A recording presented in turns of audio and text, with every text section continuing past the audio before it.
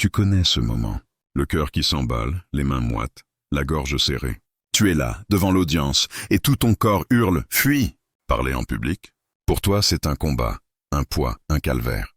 Tu redoutes ce regard qui te juge, cette voix qui pourrait trembler. Tu n'es pas seul, des millions de Français vivent exactement ça chaque jour, cette peur viscérale de s'exprimer en public.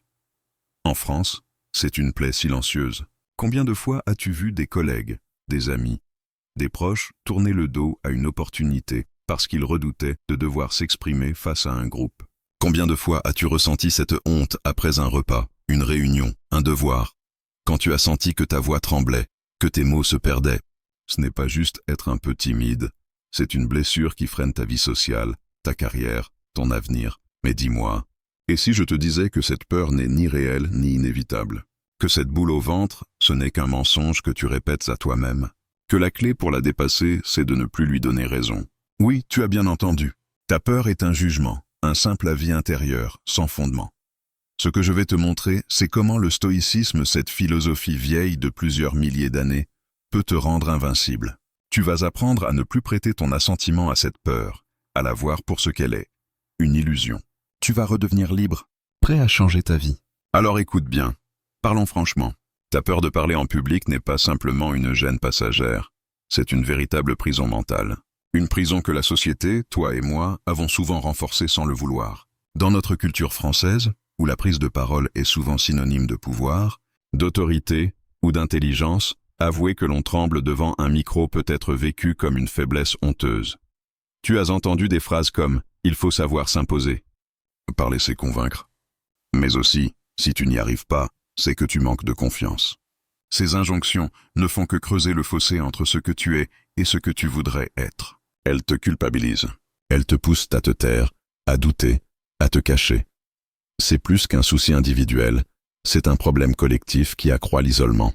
Imagine ce que ça fait à une personne, éviter des promos professionnels, ne jamais prendre la parole en réunion, ne pas défendre ses idées, perdre des opportunités à cause d'une peur profondément ancrée. Mais il y a un autre regard possible, un regard libérateur porté par le stoïcisme.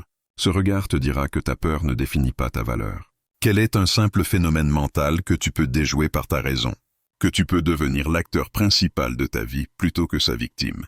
Cette vidéo va te montrer comment Épictète, philosophe stoïcien, disait « Ce ne sont pas les choses elles-mêmes qui troublent les hommes, mais les opinions qu'ils en ont. » Ta peur de parler en public, elle ne vient pas de la scène, ni des gens devant toi. Elle vient d'un jugement que tu fais sur cette situation, un jugement erroné. Le concept stoïcien qui va te sauver ici s'appelle l'assentiment, la capacité que tu as de choisir si tu acceptes ou non une pensée, une émotion. Sénèque, lui, explique que la peur est un assentiment donné à une impression, c'est-à-dire un jugement dénué de raison. Quand tu te dis « j'ai peur », c'est dangereux, et tu donnes ton assentiment à cette impression, tu l'acceptes comme vraie, et elle contrôle tout ton corps, tout ton esprit. Mais le stoïcisme t'enseigne que tu peux refuser ce jugement. Tu peux observer cette peur comme un phénomène extérieur, sans y adhérer. C'est là toute la différence. Ce que tu appelles peur, ce n'est qu'un train de pensées automatiques, un avis pas justifié. Ton seul combat, c'est de ne plus y accorder ton assentiment. Cette liberté, c'est ta puissance. Sénèque l'exprime clairement. La liberté, c'est la maîtrise de soi. Le stoïcisme repose sur une idée éclatante. Notre souffrance ne vient pas de ce qui nous arrive, mais de la manière dont nous jugeons ce qui nous arrive. Épictète, né esclave, devenu l'un des penseurs les plus lucides de l'Antiquité, enseignait que les choses externes, comme un regard qui te juge ou une salle pleine de spectateurs, n'ont ni pouvoir ni charge émotionnelle par elles-mêmes. Ce sont tes pensées à leur sujet qui te font souffrir. Le concept central ici est celui de l'assentiment. L'assentiment, c'est ce moment où tu choisis de croire ou non à une pensée qui te traverse l'esprit. Par exemple, tu ressens une sensation physique. Ton cœur bat vite, tes mains tremblent. Puis une pensée naît. Je suis mal à l'aise, ce public va me rejeter, tout va mal finir. Si tu donnes ton assentiment à cette idée, tu déclenches la peur, tu te paralyses. Mais si tu refais ce geste stoïque fondamental, tu observes cette impression. Tu la questionnes, tu refuses de la valider. La peur perd tout son pouvoir. Sénèque, dans ses lettres à Lucilius, rappelle « Ce qui trouble les hommes, ce ne sont pas les choses, mais les jugements qu'ils portent sur les choses. » C'est ce jugement erroné. Parler en public est dangereux. qui construit ta peur. Il faut comprendre aussi que la peur est un phénomène naturel, une alerte biologique, mais ce n'est pas ta réalité finale. Elle ne te commande pas. Imagine que ton esprit est une pièce sombre. La peur est une ombre projetée sur un mur. Tu peux la regarder, mais tu sais que ce n'est qu'une ombre, rien de tangible, rien de concret à craindre. Tout comme Sénèque disait, « Nous souffrons plus souvent dans l'imagination que dans la réalité. » Cette idée n'est pas naïve. Elle est en forme de clé. Car dès que tu réalises que la peur est un simple jugement, une opinion mentale erronée, tu te places dans un espace de liberté. Tu es l'arbitre de ton esprit. Autre enseignement précieux, le stoïcisme insiste aussi sur la distinction entre ce qui dépend de toi et ce qui ne dépend pas de toi. Parler en public ne dépend pas entièrement de toi. Les réactions des autres, leurs jugements sont hors de ton contrôle. Ce qui dépend de toi, c'est ta volonté, ta réponse intérieure, ton assentiment. Cette limite reconnue est un immense soulagement. Marc Aurèle, empereur philosophe, dans ses pensées, illustre cette idée. Ne te laisse pas emporter par ce qui arrive, mais prends garde à ce que tu en penses.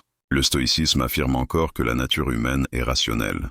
Ce qui veut dire que la raison, ta capacité à juger, est ton véritable pouvoir. C'est là ta force invincible. Tu veux passer de la théorie à l'action? Voici 3 étapes claires, faciles à appliquer dès maintenant. Premièrement, observe ta peur sans lui donner ton assentiment. Imagine une situation où tu dois parler en public. Ressens la peur monter. Au lieu de t'y abandonner, imagine que cette peur est une vague dans l'océan de ton esprit. Elle monte, elle déferle, elle redescend, sans que tu y sois accroché. Ne dis pas « j'ai peur ». Mais je remarque que j'ai la sensation de peur. Cette simple phrase change tout. Tu dépersonnalises, tu te distancies. Visualise la peur comme un invité inattendu dans ta maison mentale. Ne le chasse pas violemment, ne l'enlace pas non plus. Regarde-le, note ses manifestations sans y répondre. Imagine une salle de cinéma où le film de la peur est projeté. Tu es dans la salle, tu regardes ce film sans te lever, sans crier. Tu fais une pause. Ce simple geste fait baisser son intensité. Deuxièmement, utilise la pause stoïcienne. Ne prends pas de décision hâtive. Avant d'autoriser la peur à t'envahir, stoppe-toi une seconde. Prends une profonde inspiration, compte lentement jusqu'à 3. Cette pause crée un espace où ton jugement peut se poser avec plus de clarté. C'est dans ce silence que tu choisis si tu donnes ou non ton assentiment. La peur veut que tu réagisses immédiatement. Le stoïcien répond « Je choisis ».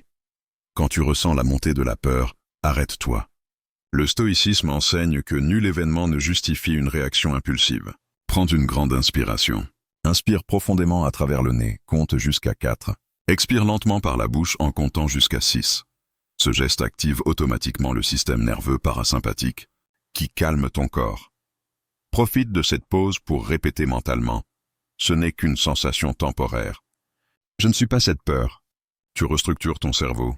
Tu imposes ta volonté à ton corps. Troisièmement, pratique l'exercice mental de prévisualisation négative. Épictète recommande d'imaginer ce pire scénario qui pourrait arriver. Par exemple, et si je bafouille? Et si je perds mes mots? Visualise-le calmement, sans dramatiser, et vois à quel point ce n'est pas la fin du monde. En anticipant la peur, pour de vrai, tu perds son pouvoir d'intimidation. Tu apprends que la situation reste maîtrisable, que tu peux te relever quoi qu'il arrive. Cela diminue l'intensité de ta peur. Prépare ta prise de parole, non pas en fuyant l'idée du pire, mais en l'accueillant volontairement. Imagine que tu bafouilles, que tu as un blanc, que le public te regarde avec désapprobation. Visualise ces scènes calmement, sans émotion excessive, comme si tu regardais un documentaire. Tu prends en compte la réalité possible, tu la dédramatises. Pourquoi? Parce que la peur naît souvent d'une projection catastrophique. En anticipant le pire et en acceptant qu'il serait supportable, tu voles à ta peur son pouvoir d'intimidation. Cet exercice est un entraînement mental. Il prépare ta résilience. Quatrièmement, moralise ta peur, redéfinis ta relation à la peur. Traditionnellement, tu veux éradiquer la peur. Le stoïcisme te propose plutôt de la moraliser, c'est-à-dire la comprendre, l'accepter et la réintégrer dans un cadre rationnel. Considère la peur comme un signal, un avertissement qui n'est ni bon ni mauvais. En admettant que cette émotion est une expression naturelle de vigilance, tu changes ton rapport à elle. Au lieu d'être victime, tu deviens l'observateur attentif et apaisé. Cinquièmement, pratique un exercice d'écriture stoïcienne. Tiens un journal de l'assentiment. Écris chaque soir ce que tu as ressenti de peur dans ta journée et note quel assentiment tu as donné à cette peur. Par exemple, Aujourd'hui, j'ai eu peur avant cette réunion. J'ai pensé que j'allais me ridiculiser, mais j'ai choisi de respirer profondément et de me concentrer sur le message. Cet exercice construit un dialogue intérieur rationnel, une résistance face aux automatismes. Sixièmement, cultive une attitude d'indifférence active, ou ataraxie. L'indifférence stoïcienne ne signifie pas apathie, mais liberté par rapport aux événements hors de ton contrôle. La peur te pousse à t'identifier à des attentes extérieures. Plaire au public, éviter le jugement. Le stoïcien ne cherche pas à plaire, mais à agir juste.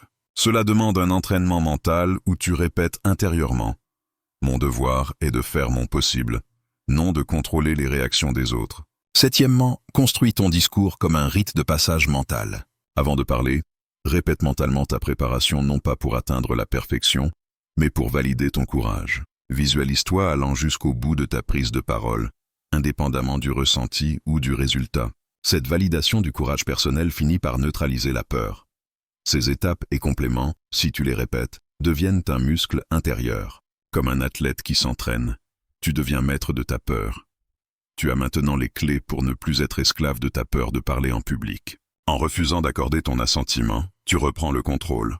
Tu gagnes une liberté intérieure que rien ni personne ne pourra t'enlever.